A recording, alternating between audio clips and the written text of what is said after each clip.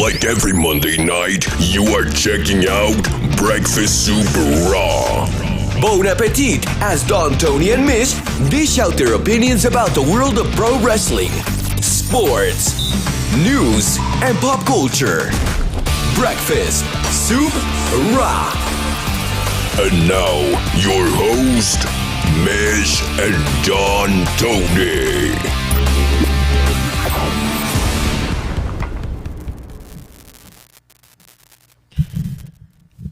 Wah, wah, wah. Wah, wah, wah. So, this happened earlier today. I know the picture looks a little bit off because I had the screen set up for a two-host night. That happened earlier today. I actually shot some video and put it online so nobody would think that I was BSing it. Went to the hospital. Came home, grade 1 sprain. Not looking forward to it, but I said, looking forward to Breakfast Soup Raw, have a kick-ass show as usual. And I literally set up the computer about half hour before we go live. See nothing connected to the server. Check Facebook, since I'm never on Facebook. And there's a DM from Mish at 9:30. Hey, can't make the show tonight. That's it. So I am here by myself. He did give me 90 minutes advance notice, but I'm never on Twitter, so I had no idea that he wasn't coming on. So, unfortunately, the debates that we were planning for the top 50 women superstars, obviously that's not going to happen. The debate about Great Khali going in and RVD and others. So tonight, everybody who is joining me live, you will debate yours truly. We will have a conversation. Ben, I think, he's got a personal life and, sometimes things come in the way, so Mish is one of the most reliable people I've ever met. So am I upset in any way? No, absolutely not. I just guess I should check my Facebook a little bit more, No, Big T. No, Thursday. We have a very special night on Thursdays. Not going to start breaking that stuff up right now. So, but look, tomorrow night, Mish and I will be on Patreon. And look, I swear to you, that's not a money grab. That because he's not on today, join tomorrow. If anybody signs up tomorrow, Wednesday, you DM me, I'll send you your money back in case you want to tune in. But, oh yeah, okay. They did it again. They did it again. You think 95% of the net that thinks that's stupid, would get through their head, no, we'll do it again. Just storyline purposes. I'm Jaxson Ryker. I'm getting my ass kicked. I have Elias at ringside. I got Shane O'Mac at ringside. You would think the minute you hear this, Jaxson, get out of there! Get out of there! Or if I was Jaxson Ryker, holy shit! Awful. Absolutely awful.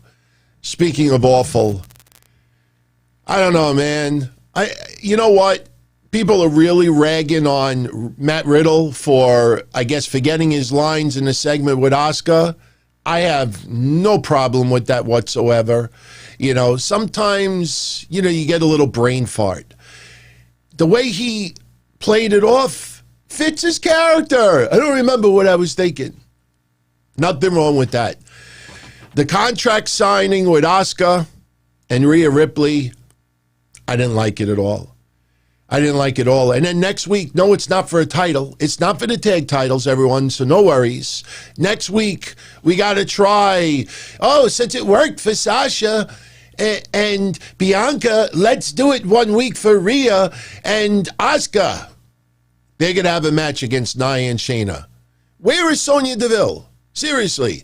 Is she putting on the suit to pose on social media? I'm talking storyline. It's not her fault. WWE is not having her go out there and book matches. Why isn't Sonya Deville in the middle of the ring for the contract signing between Asuka and Rhea Ripley? Nothing against Adam Pearce, but come on, man. We like Sonya Deville. We want her to be utilized more on TV. Put her in the middle of the ring. Yeah, Charlotte, little controversy going on. Look, you know what my notes are tonight? I kid you not. Just a little refresher about how WWE is handling these. Because, look, let's be honest. A lot of you out there enjoy a lot of other shows. So I don't expect you to tune into every minute of every show that I do. And not everybody heard what I gave as far as this information a while back. So I just wanted to reiterate that for some out there. I wanted to also talk about the updated WrestleMania card, which honestly, I think it's solid. Is it one of the historic cards? No, it's not. You know, there's a couple of names noticeably absent. Harris B., welcome to the family, my friend. Much love. Welcome to the family. By the way, make sure you check out the members-only Q&A that I did on Thursday and Saturday. It was a lot of fun. Absolutely a lot of fun. Oh, and by the way, many, many thanks to all of you out there who sent birthday wishes towards me. Even the people out there that had to bite their tongue and send birthday wishes because everybody else did, because you know that there's some of those as well. Like, oh, if I don't send it, then I'm the only one that didn't send it, and people are going to... Much love, everybody. Much love. I went out for the birthday Saturday. Again, I know the pictures are a little bit weird, but I had it set up for the Breakfast Soup Raw template tonight. I don't know, man. I looked at that picture back, and I don't like the guy. I don't follow the guy. But if any of you out there ever seen pictures of Bruce Mitchell, you know, that's the asshole with Brody Lee and then tried to incorporate race with, you know, Bobby Lashley winning a championship with help from a white guy. You know, that Bruce Mitchell. I don't know. For some reason, I look at that face and I'm saying to myself, that's like the creepy Bruce Mitchell look, you know? But yeah, went out Saturday and much love. We had a wonderful show Thursday, wonderful show Friday. And the evil Mario look. You know, I still got remnants of the costume over here. I still got remnants. Just to show you like how little I've cleaned up. Look, I still got the glasses. You know, I'm not going to wear them tonight. Ooh. Look, check this out. I even still got the star from my Christmas tree. Got to clean a little bit, everybody. Got to clean. But listen, no excuses. I sprained my ankle really, really bad today. I fell down a flight of stairs. I know, stupid. But I went to the hospital because I honestly thought I broke my ankle. I've broken my ankle before. Anybody that remembers growing up, Don Tony, I did the Superfly splash off a swing or sliding pond back when I was a kid. Broke my ankle, broke my arm. So I know what that feels like, but I went, got x-rays done. They had to get the swelling down a little bit. It's just a sprain. But I am in an awful amount of pain today. So I am going to try to do this as quickly as possible and get out of here. So, I went to the hospital, burned my leg, burned my hand. This is 2 times in a week. Not fun, man. Not fun. I'm okay. But I want to thank everybody again for the birthday wishes. Now, should we talk about Charlotte? Should we talk about the Andrade situation? Now, I'm not going to lie to you. I have no notes because here's the thing that I caught on to almost immediately today about the Andrade interview. Yes, Crazy Cruiserweight. I did see, you know, when they showed the replay of Shelton and Cedric getting kicked out of the Hurt Business, they had the main event logos in the corner. That, honestly, look, it's just pushing the wrong button. I mean, it is what it is. I don't think it was that big of a deal. Yeah, when Ricochet was walking backstage before the match, you know, look, there was a lot of mess tonight. I mean, look, I try to find as much possible as I can, but tonight's Raw episode, you know, when it's crap, we got to say that it's crap. And tonight, a hell of a lot of it was crap. That exchange with Dana and Naomi. I mean, I wanted to sprain my other ankle. Seriously. If I had steps in my bedroom, I would have just fell down just to be energized, just to be thrilled. That's awful. They do not have any business being in a women's tag team championship match at WrestleMania. And you know that's what they're going to do next week. Lana and Naomi, Dana and Mandy. Probably the Riot Squad, Tamina and Natty. What did I say 2 weeks ago? A gauntlet? Like eliminator match? I heard now WWE is trademark gauntlet eliminator. You know, I know I'm not the only person that came up with that idea, but look at what you saw today. That was awful. And still having this Reggie at ringside. Did not like tonight's episode of Raw, and yes, probably the pain made it less enjoyable. The Bad Bunny, we'll get back to the Charlotte Andrade stuff in a moment, but the Bad Bunny stuff with Miz and Morrison, I thought that was funny. I mean, last week I gave my little rendition.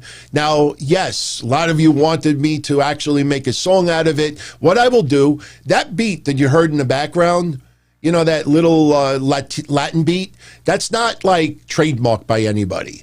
So I could find generic YouTube music with that same exact beat, and we will do hey, hey, hop, hop, drop, like last week. I will make an extended version. But lot of crap stuff tonight. But Charlotte Andrade. I say this with the utmost respect.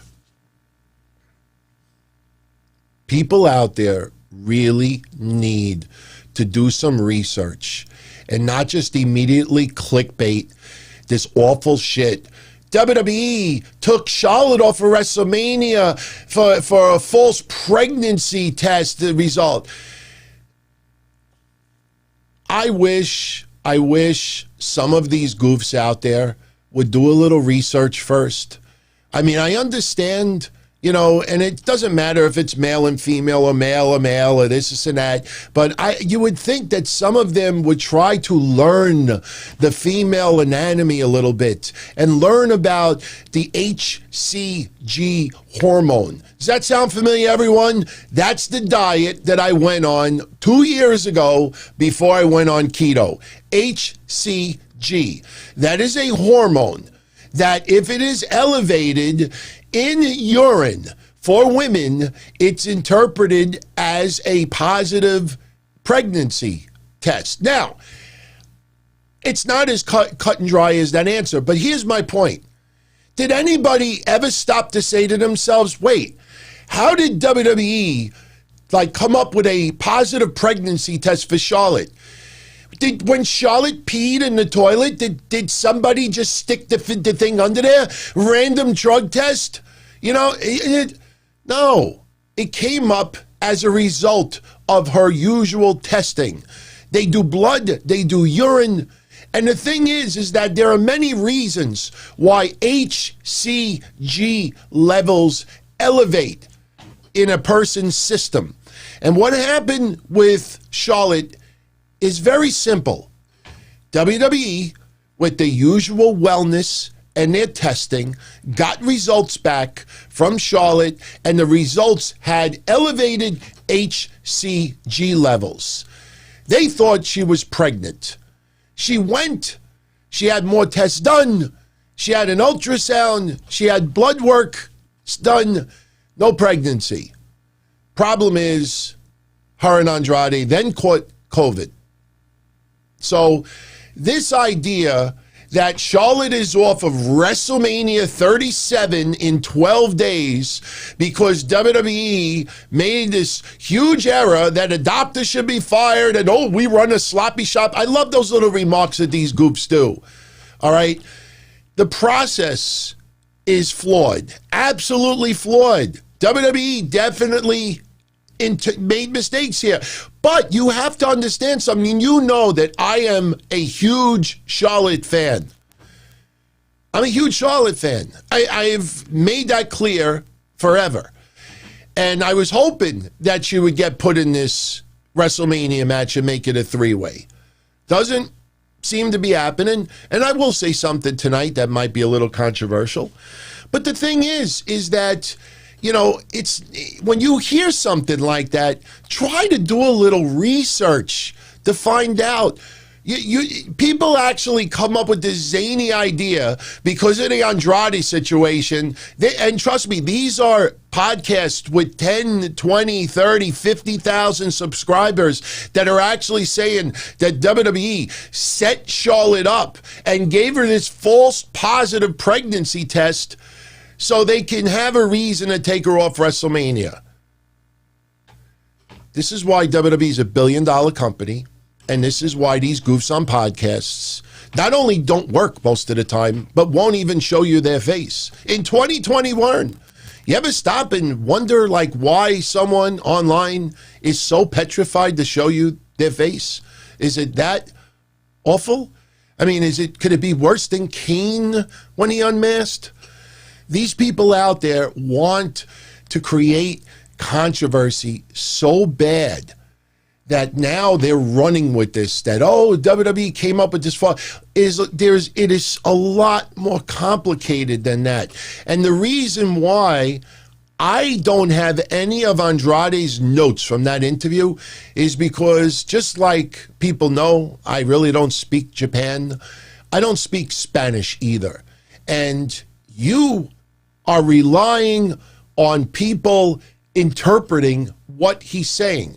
And the way it was originally written by a fan that interpreted his interview, if you followed that fan's whole transcript, that fan doesn't like WWE.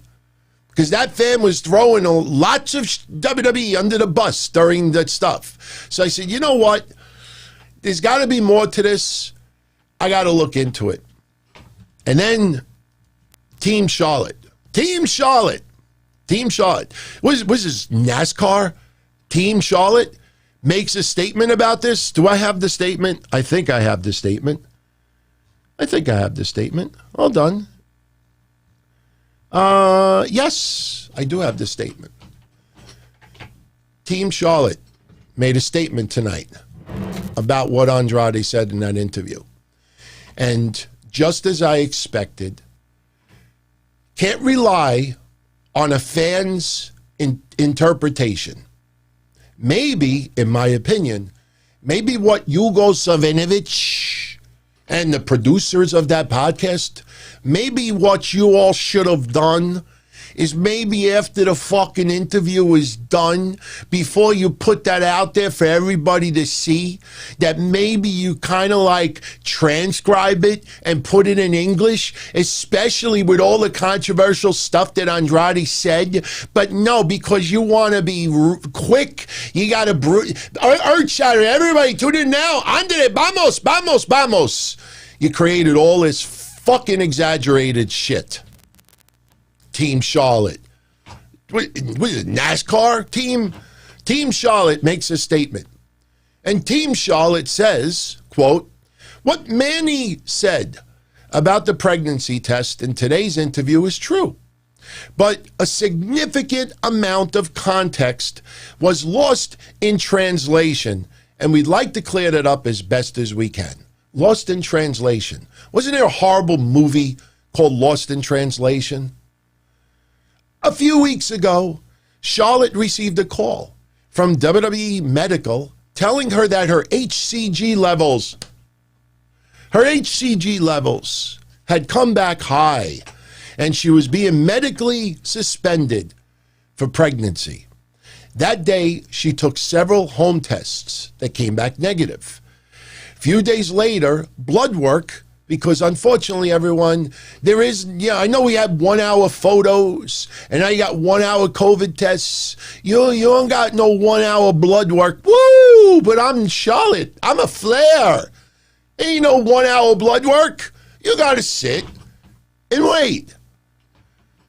Few days later, the blood work comes back, no pregnancy. Ultrasound comes back, no pregnancy. Then COVID hit. I want Charlotte in that WrestleMania match. But again, it's not as... Understand something. HCG levels elevated in a woman's body, urine, is very uncommon. That's why I say, maybe I'm the only one.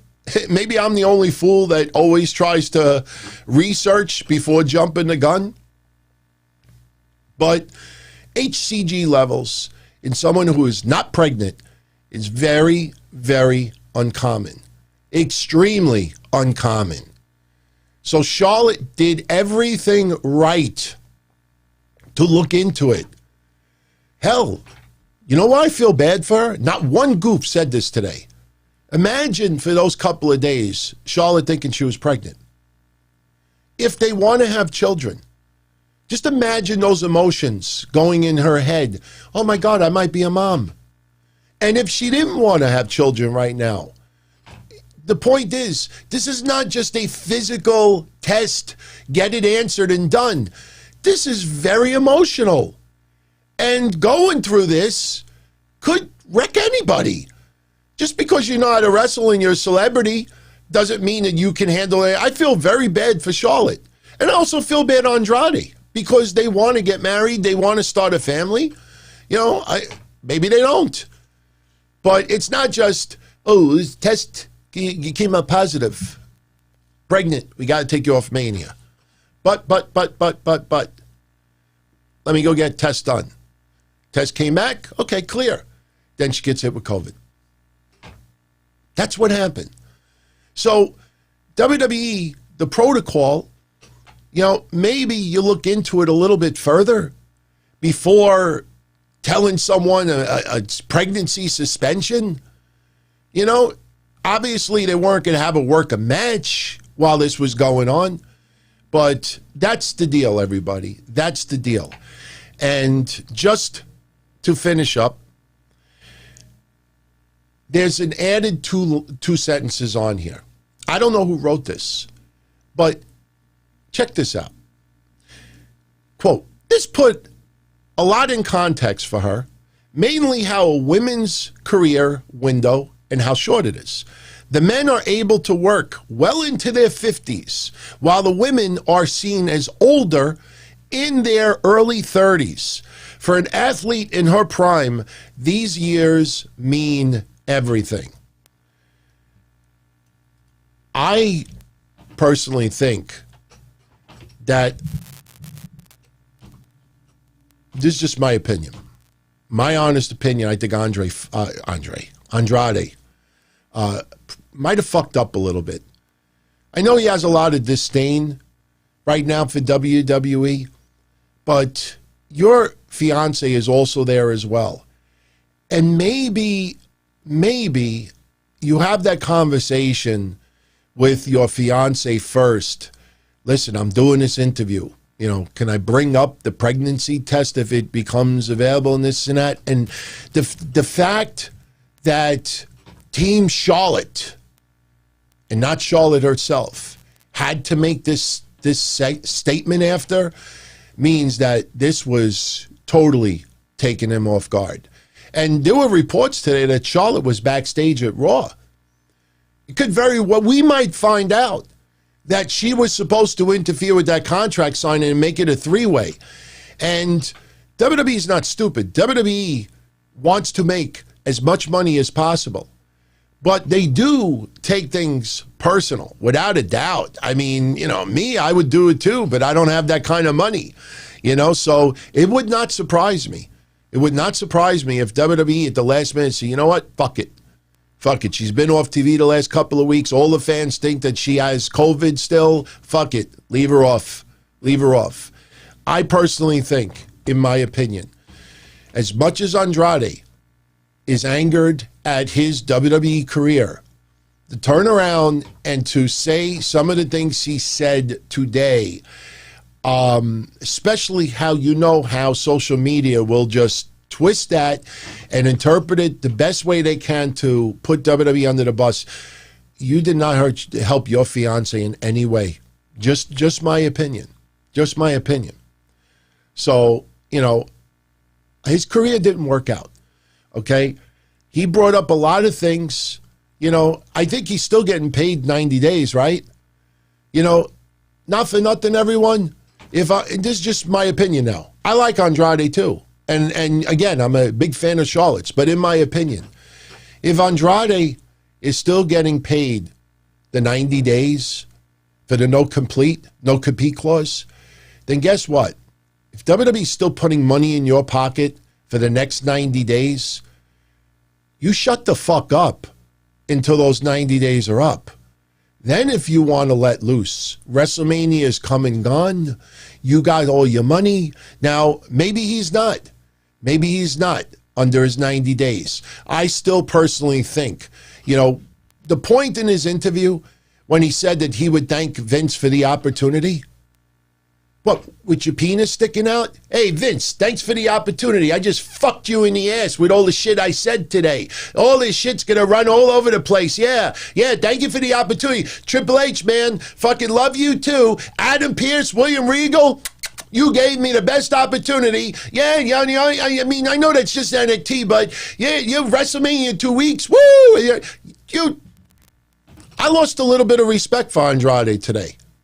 Seriously, this is class. My father told me when I was a kid, you don't justify bad behavior with other bad behavior. And honestly, I don't care one fall if you think it's not funny. It's just my opinion. I don't expect you to agree with everything I said. I don't expect anybody tuning in to agree with everything I said. But in my honest opinion, this guy always came off as this really classy individual. And if he is got sour grapes about the way he was used, about how he felt disrespected because Drew was supposed to squash him in a match, and that's when it convinced him that he wanted his release. Mingy, the guy got fucking $3 million a year. $3 million a year. And he still, give him credit to give up that kind of money and, go out on his own. But at the same time, you're getting paid so goddamn comfortably. They put that much money in your pocket for the last couple of years. And yes, you left on sour grapes. But again, in one side of his mouth, he's saying, you know what? Thank you, Triple H. Thank you, Adam Pearce. Thank you, Vince McMahon. Blah, blah, blah, blah. And on the other side, he's sticking a knife in their backs. All of their backs. I don't know. I kind of lost some respect for Andrade tonight. But it's just my opinion. He is, without a doubt, an extremely talented wrestler. And it's a shame that it didn't work out. But, hey, like I said, the beauty of the shows that we do is that we don't have to agree with each other, but we respect each other's views. Some of you out there will wholeheartedly disagree with me, and some of you out there will agree with me. I just feel if I'm working for an employer, I mean, the pregnancy thing, is really, really complicated. And I personally think that that's something that Charlotte, it's her body. Charlotte, if she wanted that out there, Charlotte should have been the one out there to put it. If she was totally fine with Andrade saying that, fine. But if it got lost in translation, you don't need to make another statement. Just simple tweet. Hey, everybody, look, you got to translate the full interview that's taken out of context. That's it. End of story. Instead, hiding behind Team Charlotte. I don't know, everyone. I don't know. But that's what's going on. So let's talk a little bit about Raw. And we'll get into a few other things as well. Now, again, like I said, I took no notes today about Raw because I thought I was doing a show with a co-host. Especially since I almost broke my ankle and really was not feeling it tonight, for doing the show. But I wanted to do it, obviously. So anything in specific that you want me to bring up that I don't mention, you let me know. But as far as Shelton Benjamin and Cedric Alexander being kicked out of the Hurt Business, we've had these discussions before. They teased the split a month ago. I remember Mish and I having a conversation on this show where Lashley will say, look, I don't need your guys' help. I want to be, I could handle this myself. Not as cut and dry, obviously, but Shelton and Cedric being kicked out, I think we all saw that coming. Once it happened, though, I think a lot of you out there might agree with me when we say, the Hurt Business was probably one of the best things that's been on Raw in the last 6 months. And to me, and I've said this before, to me, the turning point was Retribution. When Retribution showed up on Raw, the Hurt Business didn't back down, and they started going right at Retribution. That night is the night that sold me on the Hurt Business. Hurt Business has been good. Yes, for the time being, it definitely ran its course for the time being. Problem is, without Cedric and Shelton with tag titles, and they're not going to be in the tag title picture anytime soon, what do you do with them, with the Hurt Business? See, none of them should have titles, or all of them should have titles. And once they lost those titles and they're not getting it back, if anytime soon, if not ever, they obviously, and if you remember, they kind of dropped that storyline of Shelton and Cedric not getting along with each other. We thought early on that Cedric was going to be kicked out because of his cockiness, being the newest one in the Hurt Business. Then Mustafa Ali shows up tonight after Ricochet can't get the job done by taking out Drew McIntyre. And I'm saying to myself, wow, wouldn't it be interesting if Mustafa Ali joined the Hurt Business as quickly as it was? But right now, Bobby Lashley does not need anybody with him. All the focus should be on Bobby Lashley. All the focus. That's it. But we go off the air with King Corbin. King fucking Corbin. Just to show you that I haven't cleaned up all those cards that I was going to burn. They're like all over the floor. King fucking Corbin? Seriously, am I going to start burning them on fire now? King Corbin? What's going to happen next week? We going to get a tag match? Is it going to be like Riddle and Drew versus King Corbin and King Corbin? And then I'm starting to think to myself, what was the actual definition of taking Drew out? Because Ricochet is having a match, and Ricochet almost could pin Drew McIntyre. And MVP, and I love him on commentary, but MVP is selling it like you would think to yourself, like, all you got to do is pin Drew. And that's the equivalent of taking someone out. You got this. You got this. You got what? The whole idea is that you wanted someone to take Drew out, not pin, and then he walks to the back. I lost. It just fell freaking flat. And then last week, pretty much offering the 24/7 crew. Any of you want an opportunity? I don't know. I didn't like it at all. I was hoping to God for a long shot. Maybe Brock Lesnar shows up, beats the shit out of Drew McIntyre because of last year's WrestleMania and the outcome. And then maybe after Bobby retains, we have Brock Lesnar versus Bobby Lashley for the WWE Championship. That's what I was hoping for tonight. Nobody wants to step up. Oh, yeah, I would love to hear that music and see somebody step up. I personally think if Brock Lesnar is going to return, you got to do it at Mania. You got to do it at Mania. You got to do it with live fans there. You need to hear that eruption, not the goddamn soundbite, not the soundboard of roars and cheers. This was a really lame show tonight, and King Corbin closing it out. What does this mean? King Corbin is going to face Drew next week? Why would I want to see that? Seriously. Oh my God, that was so... That just showed they really don't know how to intensify Drew versus Bobby Lashley. They're not confident that they could do a one-on-one. The best part about it, I don't know if you noticed this, they go to commercial. At the very end, after Drew beats Ricochet and Drew beats Ali in the main events, then Bobby Lashley's music hits because Drew is trying to call him out. Come to the ring, you son of a bitch. Bobby Lashley's music hits. Dun, dun, dun, dun, dun, dun, dun, dun. And they go to goddamn commercial. For 2 minutes and 37 seconds, we got commercial. And we come back from commercial, Bobby Lashley is standing on the apron, and Drew McIntyre is in the ring with the mic. And then I'm saying to myself, what happened in that 2 minutes and 37 seconds? Lashley just stood on the apron. Dun, dun, dun, dun. I don't think they realize how piss poor some of this comes off on TV. But you know what they're going to say, and I agree with this too. There are so many matches happening at WrestleMania that if you look at everything combined, maybe the steak is not as great as you thought it was going to be. But you know what? Everything else that you're going to have, you're going to enjoy a little bit here, a little bit here, a little bit here, a little bit here. But what a wet fart to have this go all night long.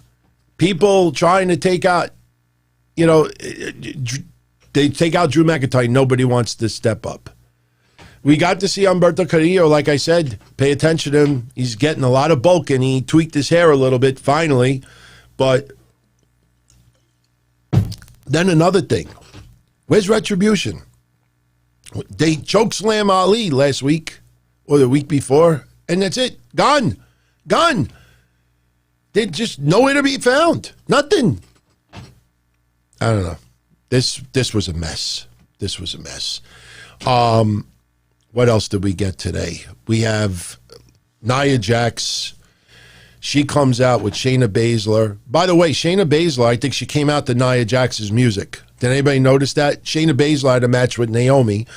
And if you follow what we've been saying for weeks, you need to get a win for Naomi and Lana somewhere right before Mania as a reason why they should fight for the tag titles. So we get Naomi in a match with Shayna Baszler. Dana Brooke is at ringside. Mandy Rose is at ringside. And then we see something where Lana pushes Nia Jax into somebody sitting in commentary. It might have been Mandy Rose. Dana Brooke, because her timing, I can't say it. I just picture her bad timing in other types of sports. Her timing is so horrible that before Nia Jax could run into the announcers area, Dana Brooks, for some reason, starts beating up on Lana. And then I don't know what the fuck she was going to do, but it looked like she was going to hit Lana with something, but Lana went halfway in the ring, and then she's and Lana kicks her, and she goes, it was just an awful mess. And what happens? The roll-up. The fucking inside cradle. The roll-up. I've been saying it every week now, mostly on Wednesdays, but the roll-up returns. The goofy roll-up. So now we have the suspension of disbelief that Lana and Naomi deserve a shot for the tag titles at Mania. So after this clusterfuck next week of Asuka and Rhea Ripley teaming up against Nia and Shayna, you're going to see, obviously the gauntlet match. We'll probably have all the women show up, and they'll all get pissed off, and then they'll make the match for Mania. So, the New Day, AJ Styles, Omos. Game night. We have Jenga. We play charades. I didn't turn it off. As soon as I got past the first part of it, I said, fuck this. I went into this room. I started checking the video, making sure everything is working, the lighting. You know why I just walked away from it? They go to the ring.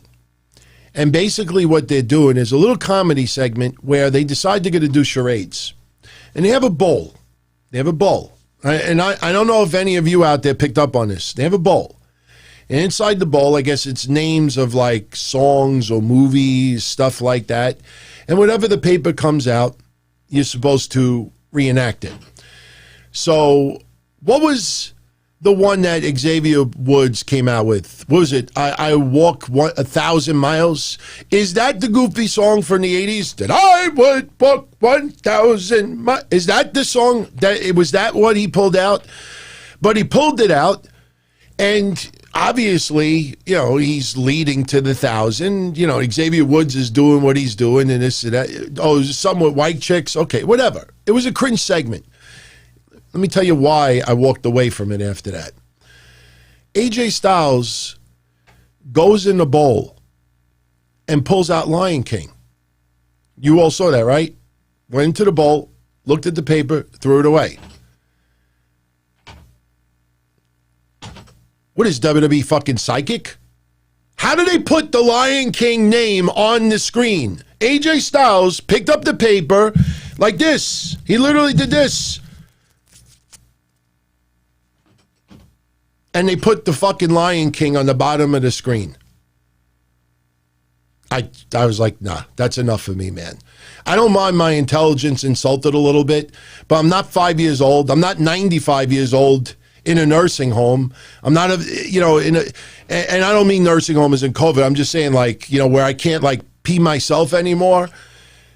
He pulls out the paper and he starts impersonating, but the big letters in the bottom, Lion King. And I was like, how the fuck do you know what was on that paper? So stupid, man. It was just horrible. But this leads to a match. And Omos was the star in all of this. Omos caused the disqualification between AJ Styles and Xavier Woods. There was one point where Omos picked up Kofi, tossed him over the guardrail. He fell into some nice padding, maybe a mattress, unused, because you didn't hear a splat. You just heard poof, poof. And Kofi was never to be seen ever again. But Omos caused this DQ. Omos hitting a couple of moves, power moves. And it was funny during the match. Xavier Woods, kept smiling at Omos, and Omos has got this look on his face like, why you keep smiling at me? What are you a pervert? You keep smiling at me like that for? What did Devin say that you're agreeing with? I don't see what Devin said. If AEW did that, I would have thought it was the greatest thing. Devin, I'll play you a game. Name me one segment as goofy as that where I turned around and said, oh, I loved it with AEW. Name one. Tell me that I thought that the video game stuff with Miro was fascinating. The one where they put Chucky T through the fucking video game that had no plug. Tell me where I loved any of that stuff. The answer is no, I didn't like any of that stuff. See, Devin, what you said, with all due respect, is for other podcasters out there to LOL you back, LMAFOs, put a little emoji with the smiling like they're laughing their ass off. No, I don't like any of those segments. No, Devin's good people. Devin is a big supporter. He's a friend here. We can politely besmirch each other. But Devin is wrong on this one, though. Segments like that, I do not like them like that. And I promise you, Devin, you have my permission. Next time we get something ever goofy like that on AEW and I praise it and say, I liked it, I thought it was funny, call me out. Say, DT, remember that show? The show after your birthday, remember you said, this was horrible tonight. This was horrible. It was made to show Omos and his power. Him and AJ Styles on the same page, causing the DQ. It was a little stupid after, because when Drew was walking around, and, look, some people out there towards the end saying well, Drew McIntyre is acting like a heel. He's bullying everybody in the locker room. Bullying? Go have a hot chocolate, if anybody had thought that. But the whole idea of the storyline was that Lashley was getting in Drew McIntyre's head. Drew, I don't need anybody to take you out. It's mind games. That's what it's about. So Drew started to crack. That's why he started, fight me, Braun. Fight me. You should be 5-time champion right now. I got my family in Scotland. I can't lose. Would have been funny if Nikki was in that locker room. Seriously. Near is saying, so no point in catching the Raw replay. Oh, you could check it out. I would say watch it. Just be prepared for less than stellar stuff. In fact, the thing I enjoyed the most tonight, Randy Orton's promo. Randy Orton's promo, to me, hit a home run today. This storyline, I've said it before, I don't mind it. You know what we're getting at WrestleMania. Now, we obviously don't know what kind of match we're getting, but we're going to get some sci-fi crazy shit. But, Randy Orton cutting his promo about what he's got to do to get rid of The Fiend once and for all. And then Alexa Bliss. I don't know. What did you all think of The Fiend sitting on the swing? I mean, I know some of you out there thought that was like a dummy. And I don't mean dummy as in Braun Strowman dummy, with the Shane storyline. We'll get to that in a minute. But he just wasn't moving. He had his hand on the thing, and he's just sitting there. And I'm still trying to understand why he had a microphone in his hand last week. We still haven't figured that out. Why did The Fiend have a microphone in his hand at Fastlane? I'm still trying to figure that one out. But, I'll tell you, and I really don't mean this to start anything, but there is some weird people out there. Weird. And I'll tell you why. Alexa Bliss is wearing, her makeup. She's got the contacts. She's got the excess shadow. She's sitting on a swing. It looks like Kitty. And, people out there think that her character is to attract, it's for the people who are attracted to girls that, you know what I'm talking about, right? There's some people out there that express how uncomfortable they are when they watch Alexa Bliss on their television. And I'm like, the last time I read Alexa Bliss is like in her 20s. How old is Alexa Bliss? Chat room. I mean, this is not like an 18-year-old who just became of age, where people still think that she's extremely young. Alexa Bliss is an adult. Is an adult. Alt girls, I have no idea what that is. She's 25, well, 25-ish is, I want an exact number. How old is Alexa Bliss? All right, 28. She's 28. 28 years old. 28 years old. She's dressed like the Firefly Funhouse. For how many years we've had the Funhouse with puppets and cartoons and sound bites of kids in the background? Aww. She is playing a character that looks like she is in the Funhouse. You think I'm making this up? Go on Twitter especially and just type in Alexa Bliss and do a time search. Look tonight.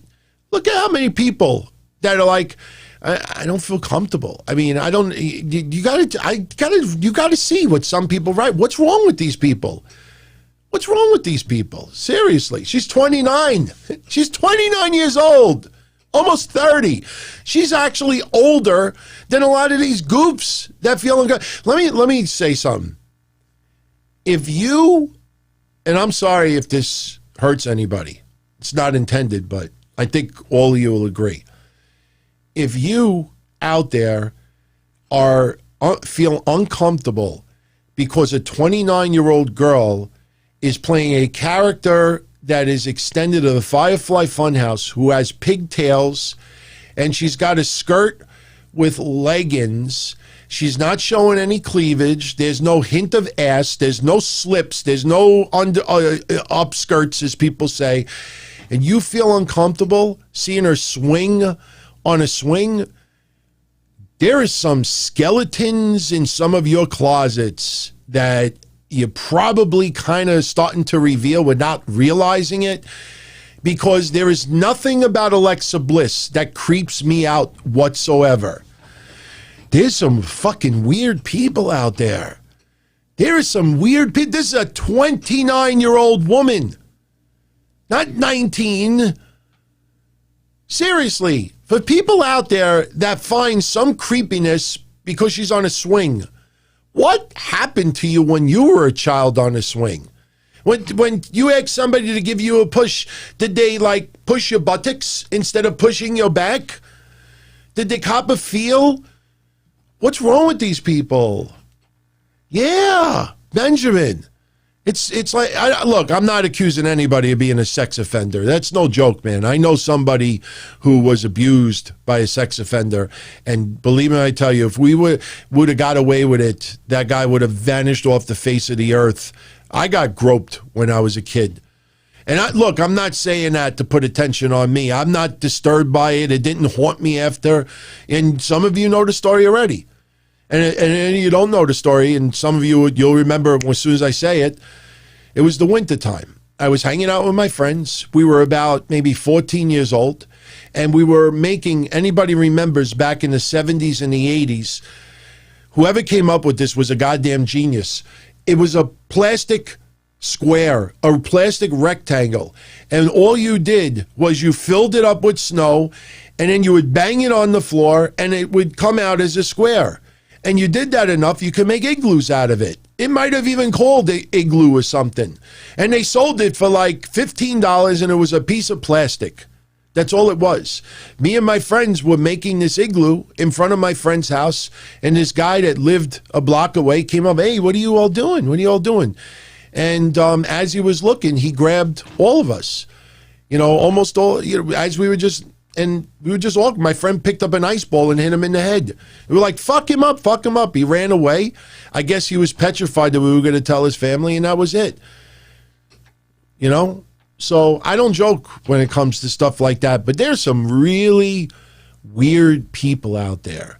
There is Alexa Bliss. Okay, maybe the pin with Randy Orton looked sexual, but there is nothing about her character. It's not like, and I'm not going to start doing it here because trust me, if I do it, it doesn't look sexy. It's not like she's got one of these giant lollipops and she's got her tongue and she's like, you know, with the lollipop up and down and this and that. Or maybe one of those bomb pops. And people is weird, man. Seriously. Just enjoy the storyline or just ignore it. The pin was intimidating, you know, but, you know, look, the reports that Randy Orton's wife was hot and pissed and angry at that, stupid, very stupid. These are people interpreting how they think she would have reacted. She didn't give him the time of day. Oh, shout out to Blake Richardson. By the way, big shout out to the family. But before I do that, Devin M, I know it's all love. It's never personal. Yeah, sure. Look, you know me, I like debating. And I like when we butt heads sometimes. You know, if we all just agreed on everything, trust me, the shows would suck.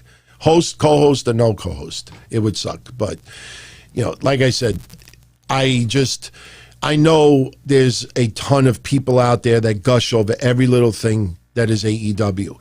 I support AEW, and I praise them where deserved, but I do criticize them a lot also. And a lot of their comedy stuff is not very good. So Fly, he knows they should have been doing this for a while, but tonight he knows the camera cuts more than usual. Yeah, they do that a lot. I try my hardest to, you know, not pay attention to that, but these back and forths and every time there's a shot. I will say this though, Bad Bunny's right hook to Miz looked freaking phenomenal. You look at Bad Bunny, if you didn't know anything about him and you saw him in a wrestling ring, the way he looks and how small he is and just, I guess about his hair, I could see how people would say, man, fucking toss this guy like a salad. You know, buck him up. But this guy, like I said, I can't criticize him. The guy has been working his ass off at the Performance Center, and he's doing pretty good. And that right hook that he nailed Miz with earlier, go back and watch that. I was like, man, that freaking looked good. And let's give credit. A lot of that was the camera angle. Without a doubt, that was the camera angle. Yeah, the punch looked legit. Speaking of looking legit, did you guys, Brandon Jones, SWE Fury, AEW Dark, WWE Raw all on the same night? Yes. The Elevation, I think AEW should put it on an hour earlier. Having this bleed into Raw, I don't know what that's accomplishing. It's on YouTube. You know what I mean? Like, if it goes on an hour earlier, he ain't losing views over it. I mean, I'll watch it later, some of the matches, but to have it bleed into Raw, I think is foolish. I really do. It's not, they're not accomplishing anything, and some of those matches are not as good as they think it is. And having that bleed into Raw, I just think I know not everybody who's a wrestling fan watches Raw. So there are a decent number of wrestling fans out there that would watch that instead of WWE programming. I just feel, look, just start it an hour earlier. It's just my opinion. It's just not necessary to bleed it in. I just don't think it's necessary. So, Austin Nance, remember when Brock Lesnar legitimately punched Braun Strowman? Sure. Look, sometimes you accidentally connect. The one that I always remember, what was it, Jericho with Shawn Michaels' wife? I think that's who it was. If some of you out there, and you know what? Watch it now before Peacock sees that segment. That was, that was rough. But she took it like a trooper. And man, that was, woof. If some of you out there have never seen that, what's her first name again? What's Shawn Michaels' wife's first name? Rebecca? I think it's Rebecca. Just go on Google and just type in Shawn Michaels, Rebecca, Jericho. Or HBK Jericho Rebecca, and you'll see hundreds of people posted it. Rebecca, yeah, it's Rebecca. She sold it like $1 million, man. That was, whew, if you've never seen it. So, all right, let's talk about this. I thought about this tonight. Shane McMahon should have challenged Braun last week or the week before to a match at WrestleMania 36. Now, I know not everybody would catch on to that right away, but I could picture Shane McMahon going out there with a contract and challenging Braun to a match at WrestleMania 36. He's got the contract in hand. Braun signs the contract. The match is on. And then Shane McMahon says, boy, you're stupid. WrestleMania 36 was last year. I actually would have popped. They should have had him sign a contract to something that already happened. But they continue this stupid thing. They show some nonsense report card trying to show how dumb Braun is. And again, remember what I said last week and a week before. In the end, Shane McMahon is going to be the one who's dumb. Now, Braun Strowman getting to choose the stipulation, he chooses the cage match. So Shane and Braun at Mania will be a cage match. Okay. You look at cage matches over the years, wrestlers always seem to get into the cage anyway. So will we see interference? Yeah, I wouldn't be surprised. But you want to talk about stupidity.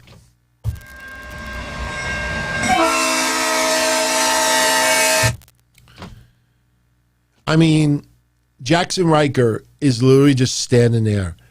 If you watch that part again, where Braun starts revving, he should just do the Godfather thing. Just look at Jaxson Ryker when you start hearing that noise. And it's not even where we hear it at home and it's not in the building, because you know for a freaking fact that WrestleMania, with all those fans live, They are, without a doubt, Shane McMahon is going to be like this outside the ring, and Braun is going to get ready, and they're going to do that goddamn soundbite, and you're going to see everybody at Mania going like, yeah. Oh, man, that's not very good. But Braun Strowman just takes care of Jaxson Ryker like it was nothing. And I tell you, Braun Strowman, if you wanted to feel uncomfortable about anything tonight, Braun Strowman with that really heavy breathing and that very deep voice. Yeah, I don't know if there was a clown that I knew when I was a kid that had a voice like that, but he was like, Shade. I wasn't watching the TV at the time, and then I'm like in the corner of my eye, I'm like looking at this, and he's winded, and it's just very deep. I'm like, yeah, okay, I don't need to hear that. So what else did we miss tonight? What else did we miss? Oh, okay. Titus O'Neil. And I'm going to put a timestamp later. I definitely want to write this down because it's the middle. Oh, Southern Love, yeah, a little crazy show today. Trust me, today was kind of crazy. Had a really nice weekend, birthday. Had a really wonderful weekend. For those that don't know, programming note, just a reminder, this Friday there's no show. I will be going away late Thursday night or Friday morning, probably early Friday morning, maybe like 8 a.m. But I'm going away Thursday, Friday, Saturday, Sunday, and half of Monday. So I will be back next Monday in time for the show. It'll be good because we have NXT TakeOver coming up that week. So Mish and I will cover Raw, and then maybe we'll give some predictions for TakeOver. And then we have a few shows during the week to do predictions for Mania. Now, people asked me, some of you asked me last week, what are the plans as far as WrestleMania goes? I don't know. I'm assuming Mish and Joey Numbers are probably going to do their own Wrestling Soup edition. But if Mish wants to do a three-way, then, where we both air the same show on our respective networks, I'd be down with that. I'm definitely not doing a watch-along. Too long. Especially 2 nights. I'm not going to spend 14 hours doing watch-alongs. Especially with this, I don't know how this is going to feel, the ankle 2 weeks from now. But I will let you, Devin, no. Don't even go there. I keep telling people online, and I'm sorry that this is nasty, but anybody that pushes the issue, I block them. There's some people out there that just refuse to accept that, people have moved on and changes have been made. But if people force the narrative, I block them. I don't care. I'm not trying to be nasty or anything, but, the amount of work that has been put into what we do over here is something special. And, I'm not going to start manipulating that and tweaking it because, no. There's a famous phrase, if you play, you must pay. And honestly, Mish and Joey Numbers are going to be going to video themselves very, very soon. We're all going to do video stuff from time to time. So there is no shoot interview coming out, Devin. I have nothing else to say with it. It's just that's it. Anybody that keeps trying to insist that, it's almost a year already. I mean, it's not. It's about 9 months. But people keep insisting, I block them now. Nothing personal. Kurt, you're going to make me ban that name again on this page. And if you want to be cute and space out names, then for some reason, your name won't be able to be accessed either. Not trying to be a jerk, but you see, now you're diverting away from the show, and I'm not doing that. So, no, I wouldn't. I'm not going to block the guy. If he wants to, play, then I'll play. But I don't know when. Well, Mish is already on Video Psycho, but Joey is going to be soon. I mean, when they're ready, they're working on it. So I'll let you all know what the format will be WrestleMania weekend. One thing you know for certain is I will be here. I'll tell you the truth. I like when I have the chat screen on video as well. And if we're having 2-3 video boxes, it's going to be really, really difficult other than super chats to put on the screen. So it might be more fun to just have it me and the chat live, and everybody could see what everybody's views are about what we're watching. So, Kurt, I always pay attention. It's just with so many things going on at the same time. Sometimes, I lose my train of thought and I forget to acknowledge certain things. It's not intentional. Again, there's no angst or anything like that, but I'm not going to go backwards. It's forwards. Forward, that's it. So, what was I going to bring? Oh, Titus O'Neil. Now I got to change my freaking timestamp by 5 minutes. Titus O'Neil. Did you all hear the rumors that Titus O'Neil is going to get the Warrior Award this year? I have some of you already asked my thoughts on it. This was something I really wanted to discuss with Mish, but I'll talk about it now. Tomorrow when I do the show with Mish, I'm sure it'll come up again. I understand, and I'm trying to be, as sensitive as I can over here. Look, we raised about $300 on a Friday night. We donated that to Shad Gaspard's family. I bought the shirt, charity shirt. I bought both of them. And it is one of the saddest things in wrestling in recent memory, his passing. It's one of those where, I don't know if any of you get this. You ever watch TV and something gets announced, usually something negative, and you get this real deep chill on your spine? Or if the doorbell rings and you look outside and it's the cops, you get that real deep chill on your spine. It's a weird feeling. You get this just real deep chill. And sometimes you'll get that chill more than once. I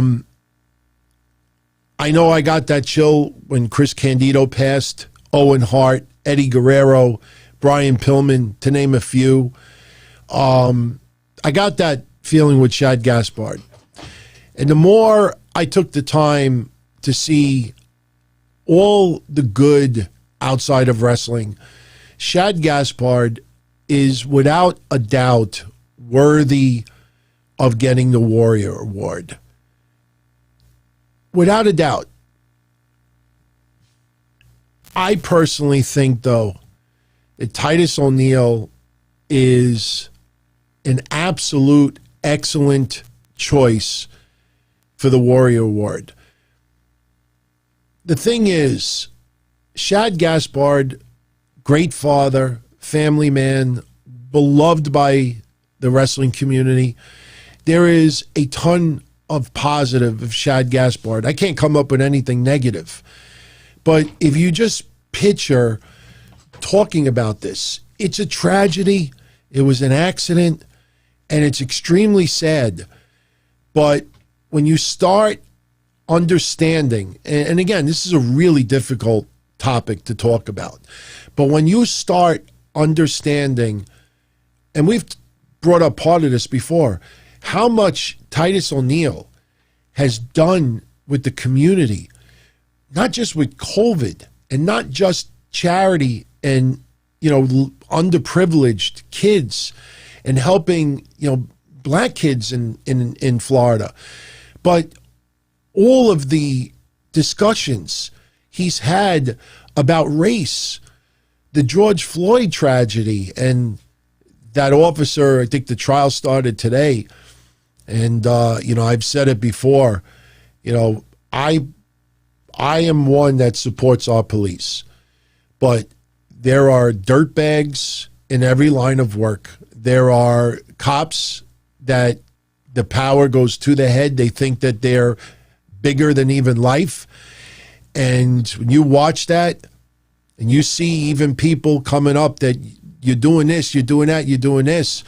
And the only reason why he didn't put his knee off his neck was because he's authority and he's not going to listen to anybody that is below him in authority.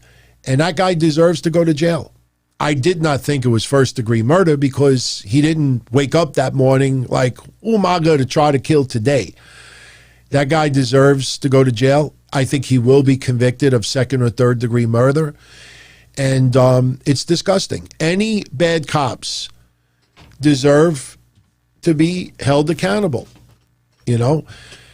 But my point is, if you stop, and believe me when I say this, there are a lot of people out there that will not spend the time to learn the extent of what Titus O'Neil has been doing in the community before COVID, before Breonna Taylor, before George Floyd, before some of these other tragedies. This guy, man, I mean, and that's why it is, you can't compare Shad Gaspard to Titus O'Neil. And I think that is so unfair because of, you look at everything Titus O'Neil's done. You don't want to diminish Shad Gaspard and the good that he left this world better than that he was in it, Shad Gaspard. It's just, I personally think Titus O'Neil, if it's made official, which I think it is, I think he'll probably name drop Shad Gaspard in speaking. But I don't think anyone out there should question or have a problem with Titus O'Neil getting this Warrior Award, because the things that he has done for the community, and it's just, you don't want to try to compare it. The guy deserves this award. Man, they should have given him that award last year, but obviously, Mania was, too early last year and everything got screwed up. And some people are saying, oh, give it to Shad Gaspard next year. I disagree. I think you give it to Shad Gaspard the first year of his passing, or you don't do it at all. I know that sounds cold and it's not meant to be cold, but if you do it next year, after over a year has gone by, it just feels like, oh, we're going to get to it. It sucks. It sucks. Personally, why not put him in the Hall of Fame? Why not put him in the Hall of Fame anyway? I mean, I understand what you're going to say. Shad Gaspard did not have a Hall of Fame career. But you know what? When you see the amount of love that came out and how many people he touched, I think he had a Hall of Fame life. You look at this list, this top 50 superstars list that WWE put out, and I got into 10-1 on Friday. But you look at some of these numbers on there, and these are people that haven't even been on the main roster yet. So, yeah, Southern Love, Shad Gaspard saved his son's life. He died saving his son. You cannot compare Titus O'Neil to Shad Gaspard. It is unfair to Shad, and it is unfair to Titus O'Neil. WWE wants to celebrate Titus O'Neil because of the civil unrest, because of what he's still doing in the community, for what he did with COVID, what he did in so many areas. That's why they want to honor him. You can't compare the two. It's a really, really bad situation. Yeah, Havili, I don't even think they came out with a Warrior Award winner for 2020. I mean, obviously, you don't want to put him in for 2020 because he passed technically, I don't know. I mean, you could have put Titus O'Neil for 2020, but 2020's gone. 2020's gone. Look, like I said, if Shad Gaspard's passing didn't affect me, we would have done no tributes. Well, we would have done tributes, obviously, but we would have done no donation drives. I matched everybody's donation, bought the shirts, wanted to do something, a little something, because that little kid didn't deserve to lose his dad. Plain and simple. But this is such a tough situation to discuss because no matter how you look at it, you're right and you're wrong. No matter how you look at it, there is no perfect solution to this. Unless you do the Warrior Award, give it to two people. Yes, there's no 2020 Warrior Award as far as I'm aware of. Give it to two people. The Warrior Award tonight, this year, tonight. The Warrior Award for this year will be a first ever. It'll be celebrated by two. Shad Gaspard and Titus O'Neil. That would be my answer. Why couldn't you do that? Why couldn't you do that? I personally think, and look, it might be a little bit late now, but you still got 12 days. Well, a week. You know, I don't know if they're doing these video packages. Something tells me they already have something beautifully done for Shad Gaspard, period. I would like to see them do two. Near says it's semantics. I agree with you. But there is, to me, there is no perfect answer. But if you want to get as close of a good answer, put them both in. Give them both the Warrior Award. Give it to two. So, yeah, I see what a lot of you are saying. Give it to Titus for 2020. Give it to Shad Gaspard for 2021. So I don't have a problem with that either. But I just don't think they're going to be announcing 2020 people. So, since we're talking Hall of Fame, Rob Van Dam put in the Hall of Fame. I love his freaking Twitter account. To celebrate going into WWE Hall of Fame, he's got a picture with him and his significant other. Her ass is right in the screen. I'm like, oh, WWE must love this. I freaking love it. Look, WWE has announced so far Eric Bischoff, Kane, Great Khali, Rob Van Dam.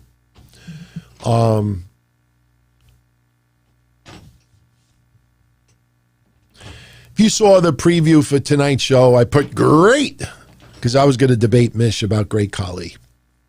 I know I made a couple of comments Friday at the very end of the show. I thought about it over the weekend, see if my views changed, and they haven't. Do I think the Great Khali is a WWE Hall of Famer? I'll say it like this. Maybe 10, 20 years from now, after you put in a bunch of others. But I think a lot of people don't understand what Great Khali has done overseas and how he's perceived in India. I don't want to put it on a Hulk Hogan level, but you have the country of India that is extremely proud of Great Khali going in this Hall of Fame. And I know what you're going to say. And I don't disagree with you. The Great Khali is going in now because of the deals that WWE is working on with India. Absolutely. They want to put Great Khali in as, you know, an extension from India. And I think that's pretty much a given. The guy is insanely huge in size. Someone like that is not going to have a 3-star match. Yes, some of his matches have been awful. He's a character. And I don't have too much of a problem with him going in the Hall of Fame. I know that there's an awful lot of people out there that are very proud that he's going in that Hall of Fame. I understand that a lot of it is business, and I think deep down inside a lot of fans realize that as well. There's so many people going in the Hall of Fame. You know, I wouldn't spend all your time just focused on the Great Khali. Bischoff definitely deserves it, even though he wanted to put WWE out of business. But hell, WWE wanted to put Vern out of business and kind of did, and they put him in the Hall of Fame. You know, WWE ruined a lot of people's careers and livelihoods back in the 80s, And they put him in Hall of Fames, and so when people say to me, oh, well, Eric Bischoff tried to shut them down. Oh, you know what? Vince McMahon and WWF tried to do the very same thing and were successful in a lot of ways. Rob Van Dam going in. And, yeah, Molly Holly, not even a question. I brought that up a couple of weeks ago. I met Molly Holly a couple of times. I worked a show with her in Long Island. Some of that footage that you see me playing Thursdays, I'm going to find the DVD with the show that she was on also. And I'll put that on, too. She was a wonderful woman. And I only met her 3 times. But I could tell you, being around her in a locker room for about 4 hours, I can tell you that from what I saw, the perception of how nice of a person Molly Holly is, the perception you get from what you see, that is really her. That is really her. She was never one that wanted to be like a diva, with the TNA, and she was just a wonderful, wonderful person. I would put Victoria in the Hall of Fame. Look, Victoria, there are some fences that are being mended right now. Victoria damaged her relationship with WWE big time many years ago. There's some fences that are being mended. She's been on better terms with WWE for several years now. They used to talk about her Italian restaurant, off and on. Victoria will be in the WWE Hall of Fame, without a doubt. But I tell you, somebody brought up the other day, I think it was Survivor Series, and there was a 6-way match for a title, and I think everybody in the match, is in the WWE Hall of Fame already. Unless it was 5 of the 6. I think one might have been a surprise. But, I have no problem with any of the people being put in. It's interesting with Rob Van Dam because it was only a couple of months ago that people were saying that Rob Van Dam, because of concussions and has hatred for WWE and he'll never return there and this and that. And sure enough, he's in the Hall of Fame. I did find it cute last week. I brought that up, how Sabu revealed it on a podcast. And a few people out there who claim they have connections, they wrote exclusive. Rob Van Dam's going in the Hall of Fame. Yep, I was right. Meanwhile, all they did was just hear Sabu say it on a podcast. That's where they got their source from. Just listening to a podcast. Jazz is not in the Hall of Fame yet. She will be. Jazz, where was Jazz on this list? Jazz was 38 on this list. Look, if you all want, I'll be more than happy to read the list very quickly. I just feel after number 20, people I think are just put in more randomly than anything else. Once you get to like 25 or 20, that's when you could start like nitpicking it a little bit. But remember, this list was based on in-ring matches, not just being a valet. That's why you don't find like Sonny on this list and some others. But this was their list. Take it however you want. Number 50, Toni Storm. 49, Caitlyn. 48, Kaylee Ray. 47, Sonya Deville. 46, Shotzi Blackheart. 45, Kelly Kelly. 44, I tell you, Kelly Kelly that far down is a little surprising. 44, Candice LeRae. 43, Nikki Cross. 42, Layla. 41, Ember Moon. 40, Eve Torres. 39, Lacey Evans. 38, Jazz. 37, Maryse. 36, Nia Jax. 35, Bianca Belair. 34, Carmella. 33, Gail Kim. 32, Jacqueline. 31, Kairi Sane. 30, Naomi. 29, Bold Nakano. 28, Ivory. 27, Melina. 26, the Bella Twins. By the way, did you all notice they showed the picture originally of the Bella Twins? Oh, man, did I get a copy of it? I don't think I have it in this computer. Let me see. If I do, it would pop right up. No, I'll show you next time. Maybe I'll show you on Thursday. When they originally showed the Bella Twins, when they were put up as number 26, both Bella were Brie Bella. Both Bellas were Brie. for some reason, whoever put the thing together didn't realize it was two different pictures of Brie Bella. I kid you not. 25, Io Shirai. 24, Luna Vachon. 23, Stephanie McMahon. 22, Michelle McCool. 21, Rhea Ripley. 20, Natalya. 19, AJ Lee. 18, Shayna Baszler. 17, Paige. 16, Sable. 15, Molly Holly. 14, Victoria. 13, Alexa Bliss. 12, Mickie James. 11, Beth Phoenix. 10, Bayley. 9, Ronda Rousey. 8, Lita. Number 7, Alundra Blaze. 6, Sasha Banks. 5 is Asuka. 4 is China. 3, Becky Lynch. 2, Charlotte Flair. Number 1, Trish Stratus. This is, Devin, WWE's top 50 women's superstars of 1993 to the present. They had a couple of requirements. I'll actually pull them up for you for anybody that's never seen it. They had this, that the list is heavily based on in-ring accomplishments, championship victories, and creating legendary moments. Those who primarily made their mark outside the wrestling ring will be highlighted through the series. And that's what they did. They showed like Miss Elizabeth, Sunny, and a few others. And yeah, they did show others from pre-1993 like Sherry Martel and others. I really can't argue too much with that list, other than, like I said, probably the two that stand out to me, or even 3.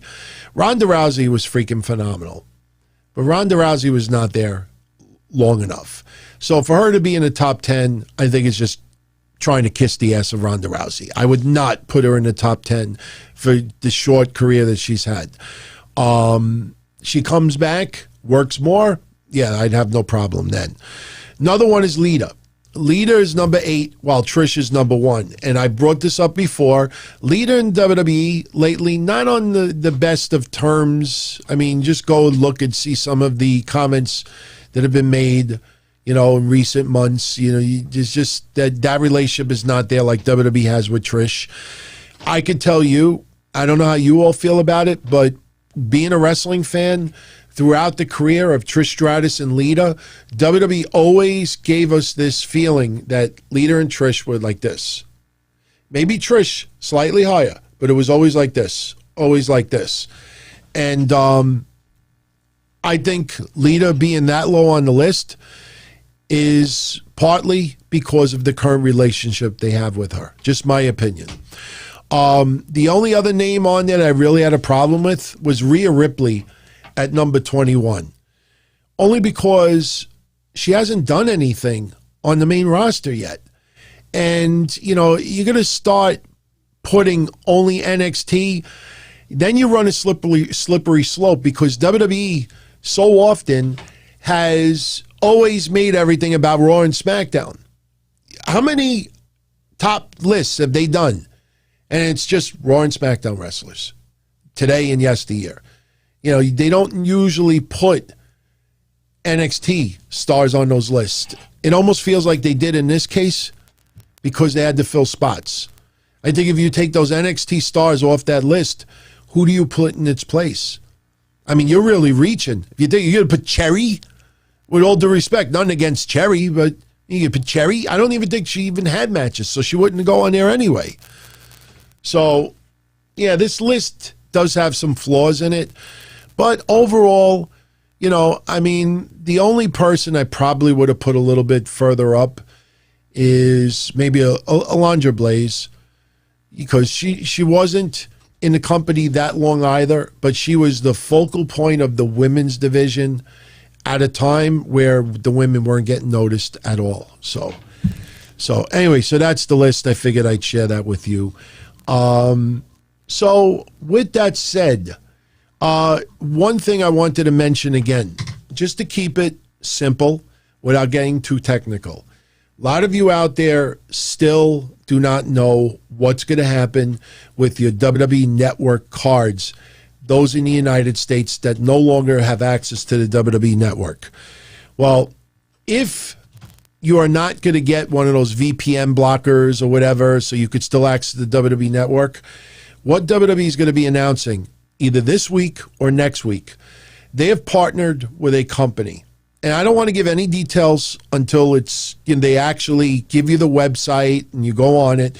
But they've partnered with a company that what you'll be able to do is you'll be able to take the code, you scratch off the back of the card, it redeems the code. You go on this website and you type in your redemption. If any of you out there have collected any WWE Topps cards in recent years, you know that they had redemption cards in there. Oh, you just won a Bret Hart autograph card, limited to 10. And you go on Topps' website, you type in the redemption code, your name and your address, and your card is mailed to you. I've gotten some cards that way. Here, what's going to happen is you go on the website, you type in your redemption code, and now you can trade that in towards another gift card. Now, I know what you're going to say. I got to trade in this for something else.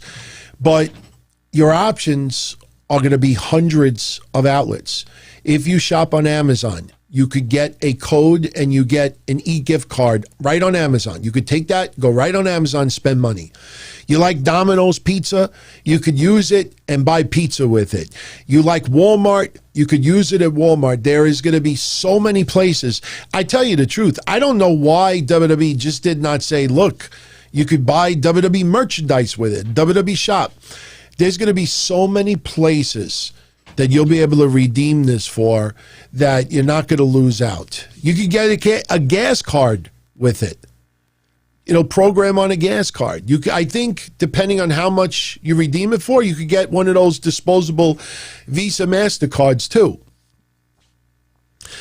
I agree Gail Kim should be in the WWE Hall of Fame. That's not happening. Gail Kim, how do I say this nicely? Gail Kim dislikes WWE big time. Should I go to the level of saying she hates them with a passion? That's up to you to decide. My interpretation of what she says is she despises WWE. I personally think if WWE contacted her and offered her to go in the Hall of Fame, not only do I think she would laugh, I think she would say, you know what, let me get back to you. And then I wouldn't be surprised if she called them back, put it on speaker, streamed it live, and said, go fuck yourself. Not cursing, but I don't think it's going to take a very long time for those fences to be mended. I couldn't even start as to why she dislikes WWE. You got to go online and just see all of the incidents from back in the day leading up to now. She was spectacular. She is a Hall of Fame wrestler, with no question. But as far as WWE goes, that ain't happening anytime soon. No, definitely not. Attention fan would have put Trish 1, China 2, and Lita number 3. That's not bad. You could interject some of these. I just think Ronda Rousey shouldn't have been in the top 10. If she would have been there for another year, then I would say yes. So, Charlie Caruso, I'll mention this briefly. She is 100% done with WWE. She is now working for ESPN full-time, and Charlie Caruso issued a brief statement today. I know some of you read the first one that didn't reference WWE, but tonight she made another statement, and she said, and I quote, I am so excited to announce that I've accepted a full-time position with ESPN. It feels so rewarding to take this next step in my career with a company that has really fostered my growth and given me a bounty of huge opportunities since first bringing me on board in 2018. As I take this monumental next step in my career, I can't do so without thanking so many people at WWE who I've spent the last 5 years with, nearly 5 years with. Thank you to those on and off camera who I had the chance to connect with, not only professionally, but personally, some true gems. And of course, thank you to the WWE Universe, a network of some of the most loyal fans in the world. I hope you all continue to stay in touch because your encouragement means everything. Lastly, thank you so much to my family and friends who have believed in me and my dreams every step of the way. It's been quite the journey. I love you all. So Charlie Caruso is done with WWE. I know a lot of you out there are disappointed. Mystery man's like Charlie who? Charlie Caruso. Charlie Caruso. I tell you, when you think about it, they lost Renee Young. They've lost Charlie Caruso. And who's the young lady that they lost that was in NXT for a little while? What was her name? I'm drawing a blank right now.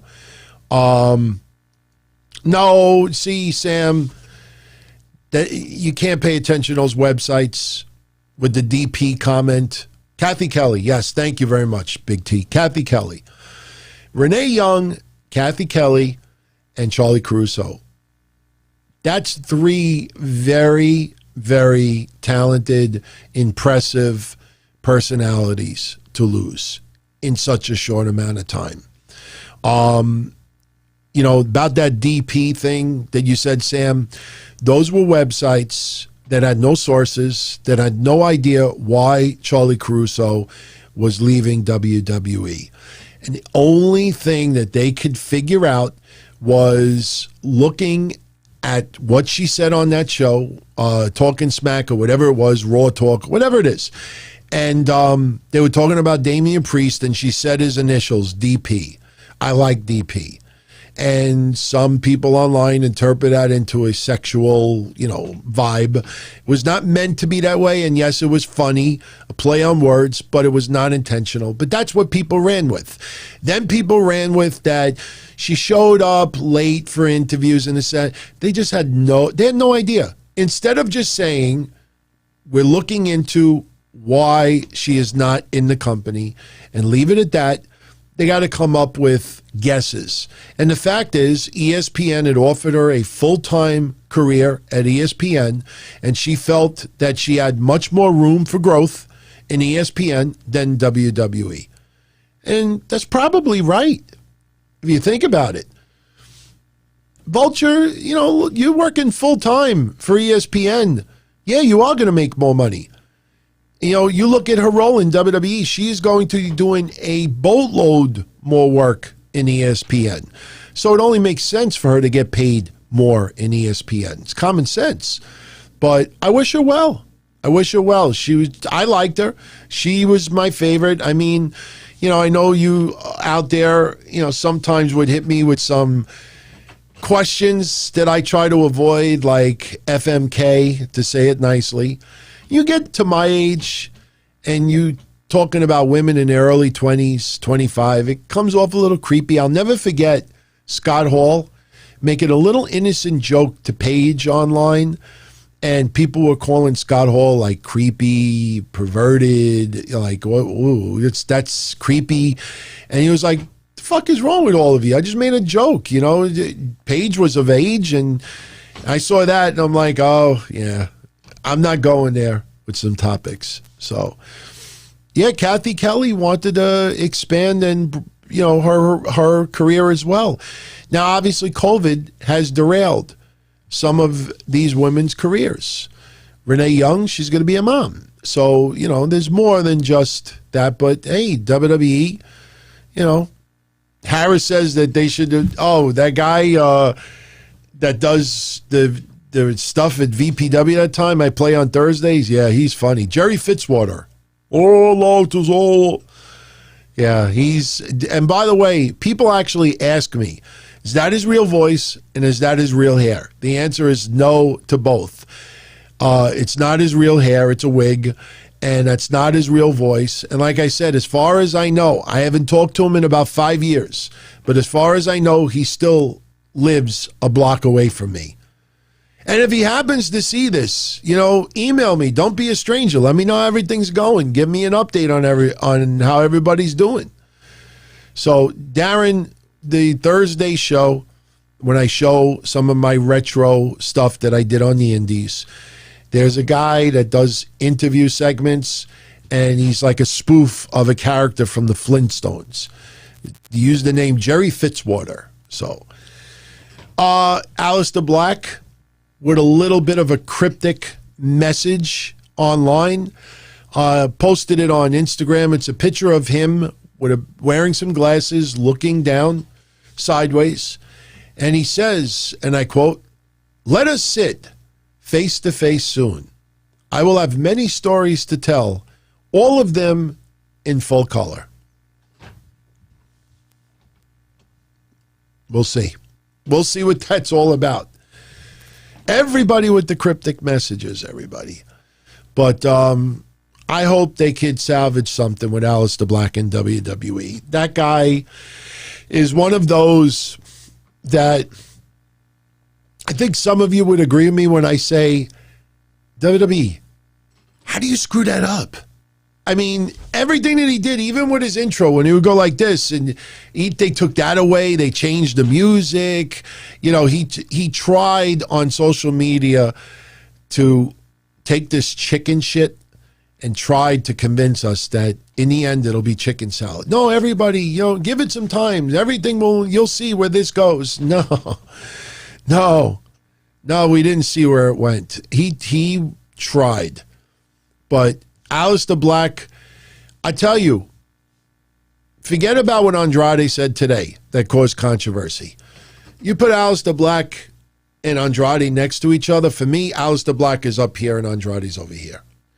And I say that a lot because, the character for Alister Black was so much more intriguing.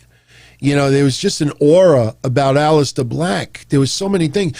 I think the social media, the YouTube stuff that I brought up in the past, I think kind of hurt him a little bit because you got this, real mystique and aura about you on television, on WWE television. Then you go on YouTube and you see him buying bath soap and cat food. Of course, we're all human at the end of the day, and he's just playing a character.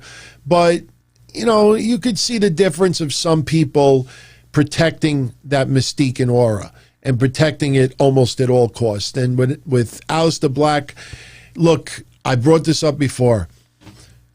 You're more than welcome to see for yourself. Look at Alister Black's career and his win-losses before that YouTube channel launched, then look at his record after the channel launched.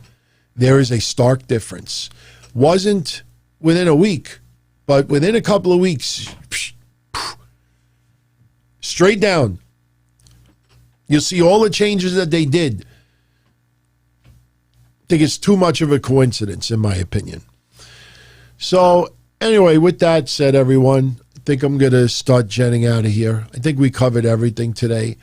Like I said, Raw's episode, they're trying hard to get us to really bite for that Lashley Drew McIntyre match, and I think it will do fine. But, this reach of injecting King Corbin 12 days before, that's so unnecessary.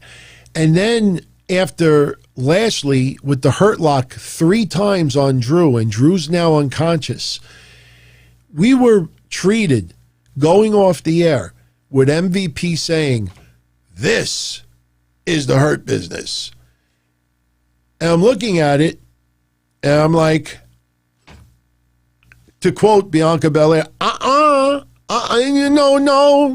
I know he wasn't talking about King Corbin, but no. Talk about random as fuck. No. Drew's laid out unconscious, Lashley standing over him, and King Corbin says, "How you like that, Drew?" And then MVP, right as we go off the air, "This is the Hurt Business." And I'm like, please, excuse me while I can't use Jimi Hendrix. Excuse me while I kiss this guy. Excuse me while I poke my eye. Seriously. I didn't want to see that. I'm looking at King Corbin. Are you kidding me? That was awful, man. Awful. What a reach. And my God, you can't announce the women's tag match tonight for the titles? That you're actually going to use the last Raw going into WrestleMania to announce the gauntlet match? They might announce it on Friday, this Friday. It's very possible. What do you guys think before I go? Do you think that, was his name Jake Paul? Who's the guy who's supposed to show up? It's Sami Zayn on Friday for the little teaser. Is that his name, Jake Paul? Kevin is saying copyright infringement issues, great loophole. Logan Paul. What is it, Jake Paul? Where did I get Jake Paul from? Logan Paul. I said this on Friday. I don't know if any of you agree with me, and I'm probably wrong. But I don't follow Logan Paul at all. Let me ask you, is there anybody out there that is with me that thinks Logan Paul is not showing up? Like, they're saying he's going to be at Mania and he's going to show up Friday for Sami Zayn. I don't know. I don't see any big advertisements. I don't see him posting repo. I don't see I think Sami Zayn is going to say, like you're going to see Logan Paul's face on the screen and they're going to play some goofy Hollywood music and Sami Zayn is going to be like, and nobody's going to come out. I think this is WWE kind of baiting a little bit. I haven't seen people are actually promoting this. Logan Paul confirmed for WrestleMania. Think I'm kidding? Google it. There's tons of play. Logan Paul confirmed for WrestleMania. Interesting how no Hollywood entertainment sites are saying that. Only WrestlingGoof.com or .org is saying that. I have a feeling that he no-shows. Do I think he's aware of what's going on? Sure.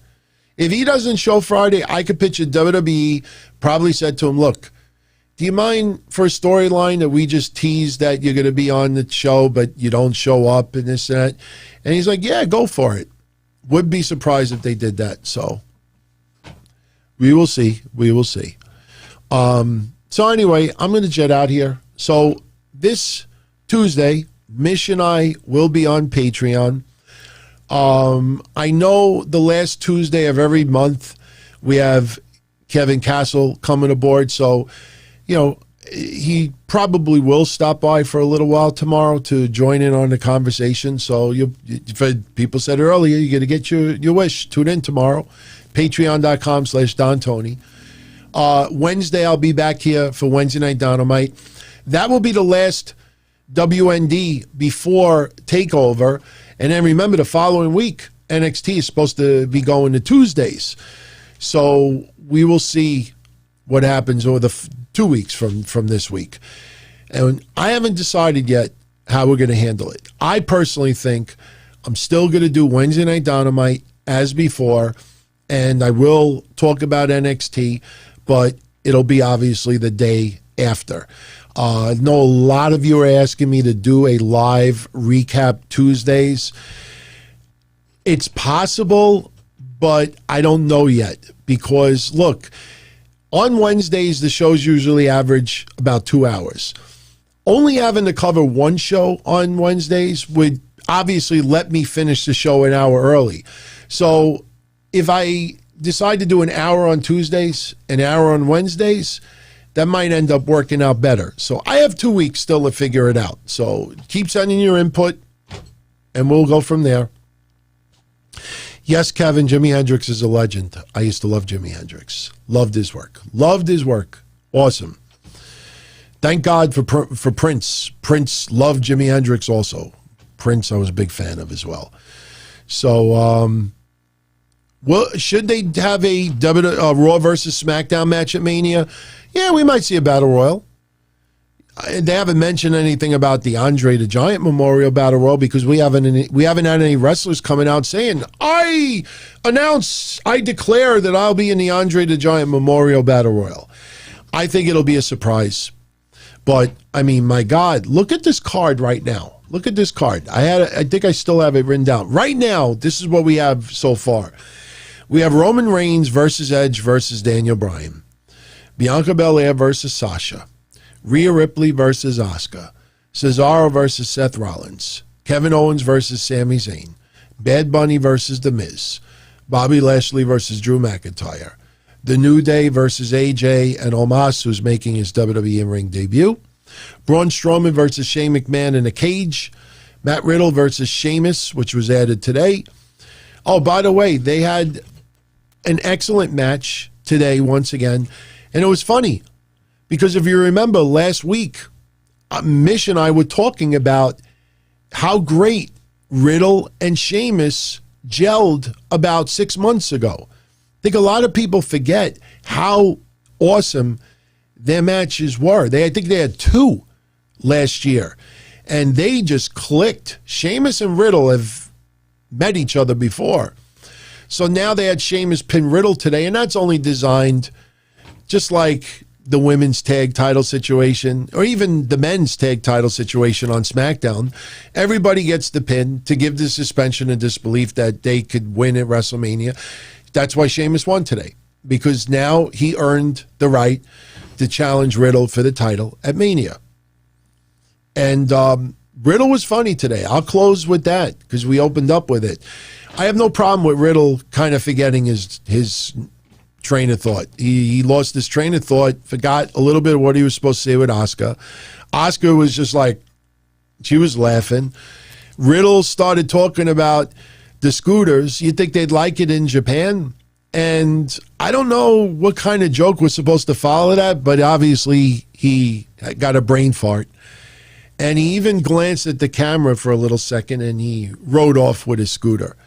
Earlier, he's talking about food, trying to talk to AJ Styles. I mean, it's just, Sheamus, he just had questions if he likes this and likes that, if he likes food. Riddle's character they've tweaked it a little bit the last 6 weeks. More just like, no issues in the world. His like mind is just, enjoying life and, simple things like that. Even Ryan Satin had a funny tweet earlier today. If you follow Ryan Satin, go look at his tweet that he posted today with Riddle's entrance. When he hits the floor and he even throws the slippers, you see all these birds flying away. It's pretty funny. But, yeah, I'm looking at some feedback before we go. But, so you look at that card. The Fiend versus Randy Orton. Big E versus Apollo Crews. How many matches is that? That's 3, 6, 8, 12. We're going to have the women's tag title match is going to be 13. The men's tag title match on SmackDown, which is going to be 14. We might have a Battle Royal, Raw versus SmackDown, which is 15. And there may be one additional match added still. 16 matches. That's a lot, man. Even though it's 2 nights, you divide that up, 8 and 8. Woof. Shit. That's why I ain't doing no watch along, man. I'm not staying up that many hours. So, it's not a bad card, man. Is it going to rewrite the history books? No. But seriously, there's not that many matches on here that come off as being awful. Maybe some of them don't feel WrestleMania quality, but I think some of these matches will steal the show. I don't think it's going to be a bad WrestleMania. And I'm not just saying that, because I'm a wrestling fan and I'm hoping for the best. I truly think that under the circumstances, it's not a bad WrestleMania. And when you remember the fact we're going to get 20, 30,000 fans back, that, yes, they're all going to be wearing masks for the most part, but even with those fans making that noise, chanting, I've said this for a couple of weeks now and I'm sticking to it. It's going to have that Saudi vibe when WWE started going to Saudi Arabia. You may not have liked those cards, but you had to appreciate the energy of those fans.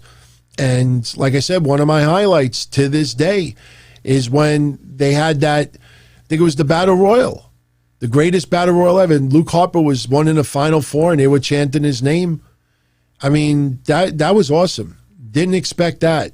So I think it's going to have that vibe. And VJ, I'm going to get into your second. I didn't miss it. But one other thing I want to say too, be prepared. Be prepared. It's going to happen all across the world. This is the sad part about this with Mania. You're going to have tons of fans. For a couple of brief days, they're going to feel that we got a little taste of getting back to normal. Sure, you still got to wear a mask. Sure, you got to sanitize. Sure, you got to keep distance. You're going to have simple fans posting some of their experiences WrestleMania week in Florida. And what they're going to be greeted with is super spreader, careless. Your dad, mom should be proud of themselves, careless like that. We're not out of the pandemic yet. We're on the verge of another spreader. That's what you're going to see online. And that's going to suck, because I don't think some people out there realize what they're in for. Simple people. Oh my God, look, I'm here. Oh my God. And posted some simple stuff, and they are going to get eaten alive by people who are just going to be bitter that they had the opportunity to go to Mania and have a little bit of entertainment, and for a brief few moments feel like life is getting back to normal a little bit. They're going to be greeted with so much tension online. It's going to suck. It's really going to suck. VJ, he went to a pay-per-view a few years back, and a 40-year-old man legit thought Kane and The Undertaker were brothers. By the way, VJ, I was checking emails earlier. I owe you some cash from Thursday, so don't forget to email me. Look, you have two guys similar in size. If you don't follow storylines, all right, I could see why somebody would think that they were brothers. I don't think that would be a big deal. I always brought this up in the past. And I'm sorry if this is like a broken record for some of you out there, but I've been doing this since 97.